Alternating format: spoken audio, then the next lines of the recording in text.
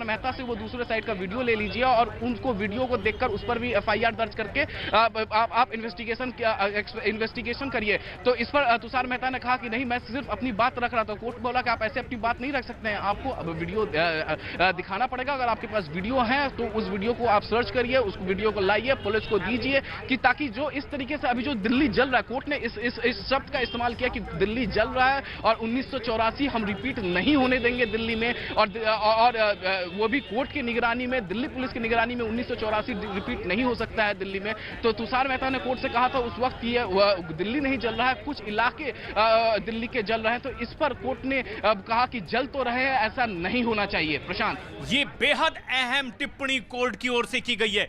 Delhi high court की तरफ से बेहद अहम बात की गई है कि दिल्ली जल रहा है और 1984 जैसे हालात हम नहीं होने दे सकते। दिल्ली पुलिस की मौजूदगी के बावजूद दिल्ली में आखिर ऐसे हालात क्यों बने हैं?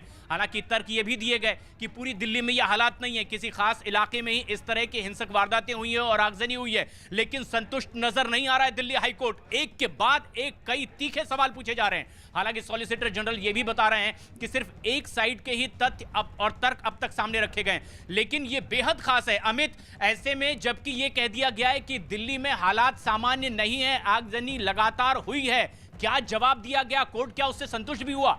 इस वक्त हमारे साथ हैं जो कि याचिकाकर्ता के वकील हैं। सर, कोर्ट ने क्या कहा? एफआईआर दर्ज करने के लिए कह दिया?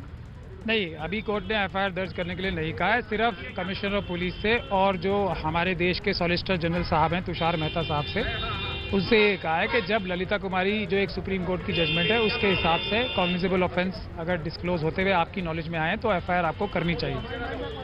उसके बावजूद भी जो स्पेशल कमिश्नर ऑफ पुलिस वहाँ पे रंजन साहब मौजूद थे और तुषार मेहता साहब मौजूद थे, उन्होंने एफआईआर करने की जो कोर्ट ने कंसिडर करने को कहा था, तो उन्होंने ये कहा कि हम एक कंड्यूसिव टाइम पे एफआईआर दर्ज करेंगे। तो कोर्ट ने उस पर यहाँ तक टिप्पणी की कि आज जब दिल्ली जल रहा है तो तब भी ये एफआईआर क्यों आपने दर्ज नहीं किए हैं। कोर्ट ने ये भी कहा कि 15 दिसंबर को जो एफआईआर दर्ज होना था अभी तक दर्ज नहीं हुआ। कोर्ट ने ये कहा है कि देखिए कि जो अगर आप तुरंत एफआईआर करेंगे तो बहुत सारी चीज़ें जो होनी होती हैं वो नहीं होंगी, इससे बहुत सारी सिचुएशंस कंट्रोल में आ जाएंगी। कोर्ट ने इस तरह की टिप्पणियां की हैं कि डिले करने से ज़्यादा नुकसान हो रहा है और इसीलिए शायद दिल्ली जो है जल रहा है। तो जब कोर्ट ने इस प्रकार की टिप्पणियां की हैं उसके बावजूद भी तुषार मेहता साहब ने बिल्कुल भी कोर्ट की बात को कंसिडर नहीं किया और उन्होंने कहा कि जब कंड्यूसिव माहौल होगा तभी हम कर पाएंगे। Just so that there is no confusion left, am I correct in my understanding that all that the court has said to the Delhi Police Commissioner is go through these 4 speeches, and if you also find them inflammatory, then please register an FIR? Not only that, any other speech. In fact, but is this against these and others? Yes, yet others right. Also, because the name of Mr. Waris Pathan and some other leader was also mentioned. The court also said that you are saying, Mr. Tushar Mehta, you are saying. And tomorrow is the deadline for that, right? No, there is no deadline which is given. कल दोबारा सुनवाई होगी। दोबारा सुनवाई होगी कल, तो deadline अभी कोई नहीं दिया, कल दोबारा सुनवाई होगी। कोर्ट ने हमें भी कहा है कि आप लोग भी जो सुप्रीम कोर्ट से जो चंद्रशेखर आज़ाद साहब की, वजाहत हबीबुल्लाह साहब की और बहादुर अब्बास नकवी की पिटीशन है जिसके लिए सुप्रीम कोर्ट ने आज हमें हाई कोर्ट भेजा था, तो कल दोबारा आप वो भी फाइल करके मेंशन करना, कल हमारी भी दूसरी पिटीशन भी आएगी। कल दोबारा सुनवाई होगी जी, दोबारा। Just one more point, so let me just reiterate.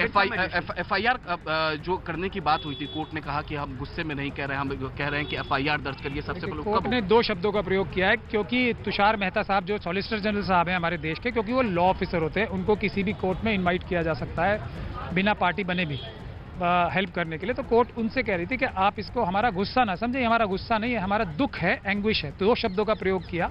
Tushar Mehta साहब एंगर शब्द का प्रयोग कर रहे थे। कोर्ट ने बार बार कहा कि ये हमारा गुस्सा यानी कि एंगर नहीं है, बल्कि ये हमारा एंग्विश है। आप जानते होंगे, ये भी कहा कोर्ट ने उनसे कि एंग्विश और एंगर में बहुत फर्क होता है। तो कॉन्स्टिट्यूशनल कोर्ट अगर एंग्विश में है तो आपको ये समझना चाहिए कि क्या मैटर है। In the interpretation of this order, should we include the word if, that if Delhi police finds that these speeches अगर वीडियो में कुछ आपको दिल्ली पुलिस को मिलता है कि कुछ, तो उस पर एफआईआर दर्ज होगी। और देखिए, कोर्ट ने बार बार कोर्ट में चलाई भी है 3-4 वीडियो चलाई गई है। अनुराग ठाकुर, कपिल मिश्रा, प्रवेश वर्मा। तो कोर्ट बार बार यही सवाल पूछ रही थी कि क्या आपको इसमें कोई भी बात कॉग्निजेबल ऑफेंस नहीं लगती। तो ये बात court still wants to leave it to the police because that is the law.